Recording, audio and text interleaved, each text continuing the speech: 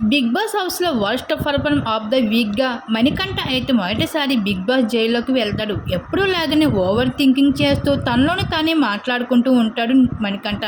ఇంకా అంతలోని కిరాక సీత వస్తుంది. ఇదిగోరా నీ బ్రేక్ఫాస్ట్ తీసుకో అంటే, అదేమిటి కిరాక సీత, ఒక మాట అడుగుతాను చెప్తావా?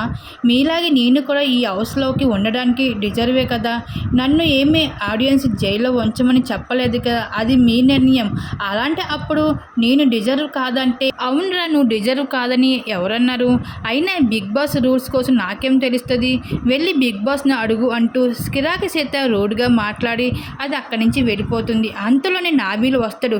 ఒరే నీకోసమే ఆ బ్రేక్ఫాస్ట్ చేశాను, చూసావా నువ్వు ఎలా చేసుకుంటావో నేను అలానే చేశాను అంటూ. అంతలోనే అశ్విని కూడా వస్తుంది. అశ్విని చూసి అలా వెళ్ళిపోతుంది.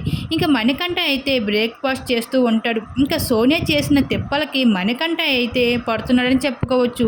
ఈ విధంగా బిగ్ బాస్ హౌస్లో మొదటిసారిగా అయితే మణికంఠ అయితే బిగ్ బాస్ జైల్లోకి వెళ్ళడం జరిగింది. దీనిపై మీరేమనుకుంటున్నారు? మీ అభిప్రాయాన్ని తప్పకుండా కామెంట్ సెక్షన్ షేర్ చేసుకోండి.